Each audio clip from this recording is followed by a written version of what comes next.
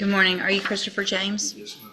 And Mr. James was previously in court, entered a plea of guilty to the first-degree felony offense of intoxication manslaughter with a vehicle. I've received the pre-sentence report and also a supplemental memorandum from probation that includes several letters from the victims of family members. Has everyone had an opportunity to review all of that? Yes, we have, Your Honor. Are there any additions or corrections to that pre-sentence report? No, Your Honor, I just want to make the court aware, Mrs. Addison, the deceased's wife, would have been here today to do victim impact. She had to go to the hospital yesterday. She's able to tune in, I believe, and watch us.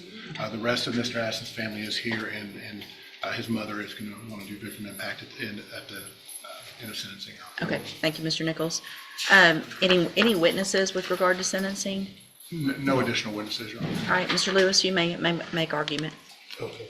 Judge, of course, this was a very tragic situation that has affected a lot of people. Of course, the decedent, Mr. Addison, his family, as well as Mr. James and his family.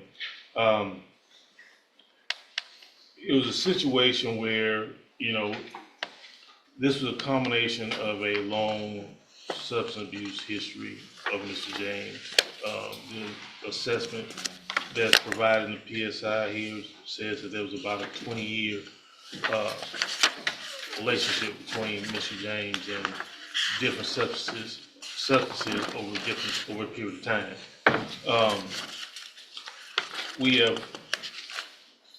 The one thing I can say is that once Mr. James went through this situation with this accident, he has been doing everything he can to try to better himself. He has got his high school diploma. He's was baptized and has definitely changed his ways in going to his faith and continuing in that regard. He's also got some different certifications that he was able to receive dealing with OSHA. I think it was Men's University, things of that nature to try to better himself, Judge. Now, it's no secret he does have a long criminal history that even included dealing with PCP, which is the same substance that was involved in this accident, and as well as other serious offenses. I do want to address something as far as I know there's some situations here dealing with the jail instances, and I know how the court proceeds or looks at the situation here dealing with those.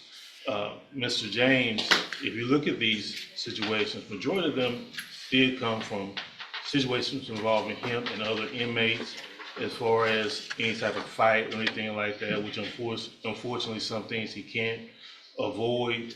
But as far as anything dealing with being disrespectful or anything towards jail employees or things of that nature, there's one situation I think that they were talking about that it wasn't an actual write-up, but it was notated.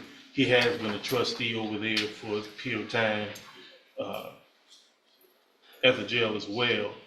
Now, I do want to point out that, of course, some of those situations that Mr. James was able to do to better himself, of course, could definitely increase his earning potential as far as what he has as far as his job situation. He does have significant family support. His brother is here today in the courtroom, who in any way is there to try to help him, including helping secure employment. My understanding is the plan, once he is able to be released, is for him to be moved to Houston, Harris County area, to be close to his brother, to help him with everything over there. Now, PSI did have a recommendation for his different vehicles that support that's available to him through the probation department. What I will say is that everything that has been recommended, he definitely needs and will be better for him. we are not, and ourselves are not asking for a specific number or anything like that.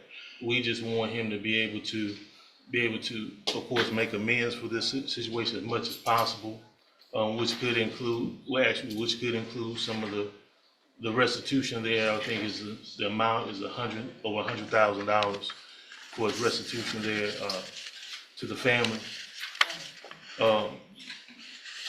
Now, like I said, he has made a plan to try to better himself. He has a family that supports him.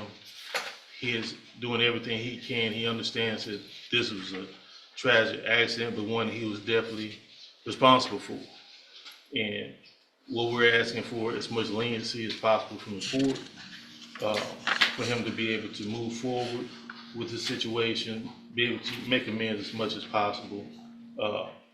And I think he did provide a letter to the court as well to kind of speak to that as far as an apology letter that was to the family, his family, the family of the victim, as well as to the court, judge. And I've received that. And so that's what we're asking for today, Judge, is for everything to be considered. We understand this is, you can't bring that person back.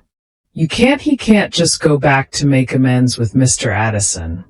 But he wants to try to make as much of amends as he can to society and do better going forward. Thank you, Mr. Lewis. Mr. Nichols. Your Honor, I think any consideration to Mr. James's due was given when he got a 50-year cap. I have no hesitation asking the court to exercise the full 50 years. This case is one of the worst intoxication manslaughters. It's on video where he plows into Mr. Addison, who's at a stoplight on a motorcycle, and while trying to get away, runs over him and the motorcycle again. It's horrific, Your Honor. What is also just inconceivable to me is that a man who's on parole for several possessions of phencyclidine, PCP, finds himself behind the wheel on PCP again. And this time it ends in the death of somebody. His criminal history is extensive. It starts with minor drug offenses, then a conviction for aggravated robbery, and then I believe it's 5 drug convictions all at the same time in 2020, for which he was quickly paroled out and on parole when this happened.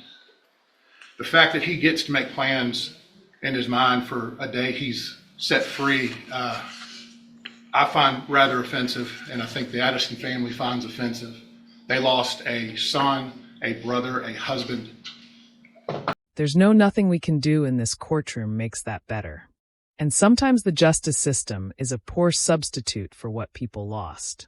I think the best we can do at this point is this man spend 50 years in prison where he cannot hurt anybody else due to his own selfish decisions, and continued use of substances. It's in the presence report. He minimizes his own addiction, his own dependency. He even claimed he did not know how he could have gotten PCP in a system the day this happened. That maybe he touched a bottle and it transferred through his skin. And I find that reprehensible, Your Honor. And that's why I'm asking the court for that full 50 years. All right, thank you. So, Mr. James, a couple of things that Mr. Nichols didn't say that I think are also extremely important is this isn't your first driving while intoxicated. This is your third. And so you didn't learn in 06. You didn't learn in 2017. 2017, you got your second DWI. You were given probation. It was revoked. I appreciate that you entered a plea of guilty because for myself and for the family, I'm glad we didn't have to see what it looks like this would look like on a video because it is just horrible. And the fact that you are truly saying that you think you touched something and got PCP when you have had PCP cases over and over and over again, and you're on parole for possession of a controlled substance and you kill someone. It's a nightmare. Sure, go ahead. Can I say something? That night that accident happened, I've been clean the entire time I was on parole. Okay, I stopped off at a friend's house and gave him some advice about what he was doing. And during that time, I did contact a bottle of his. You know, I was not high at that time at all. It was in your I would take- system. Yes, ma'am. If you know how I fight.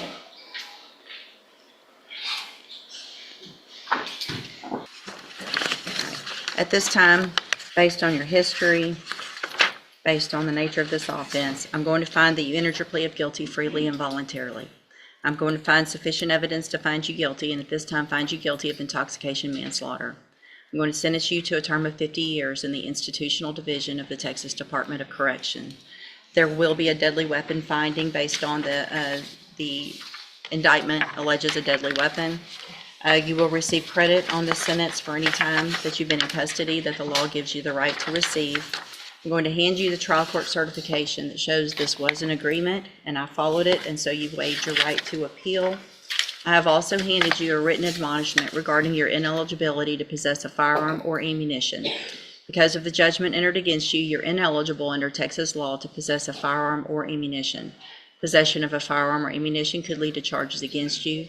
Firearm is a legal term, and you should read the written admonishment I provided you to see what devices qualify as a firearm. If you have questions about the laws that make you ineligible to possess a firearm or ammunition, or about how long that lasts, you can talk with Mr. Lewis. There's really so many other things I could say about how horrible this is, and rarely am I out of words, but I really don't have the words to say what a tragic circumstances based on your behavior this led to. Y'all can have a seat at council table for the victim impact statement, and we'll go off the record. I don't know that they'll be able to hear her unless y'all move a little closer, but if you're fine where you are, that's fine too. Just, okay. First, I have to give honor to God, to the judge and everybody in this courtroom. I stand representing my family, Monica's absence and some of my grandbaby's absence because of college and the one that's here. My daughter, my husband, and my nephew. We have had a tremendous loss. Behind someone that carelessly drove a vehicle and just took my baby life. Praise God instantly, because I couldn't stand to see him suffer. But after vacation, enjoying him that same day, speaking to him 3 times before he left, and then a phone call come. We had a beautiful day talking 3 times that day. And a phone call come, I missed the call in Monica telling me he's in the hospital. I get there, my baby is dead. My firstborn, very close family. We did our anniversary dinner together, his wife and I. We had a day separation anniversary. We had lunches together for our anniversaries, backyard picnics, birthday celebrations, our grandbabies, his grandbabies. Finally get to be adults, praise God. They're getting ready to enter college. My son is in his happiest moment. Everything he wanted to do. He had his motorcycle, his car, his house, take where his kids growing. Like everything was just in order. And bam, it's just taken away in an instant. Behind someone who got behind the wheel, not able to drive. And I heard drug my baby. Till this day, 3 years, I can't pass that way. I can't cross that intersection, not even far from my church, closest to me to get home. I can't make myself drive that way. And I wake up out of my sleep crying. That's crazy, because of a death taken too soon, behind something like drinking or drugs. Why?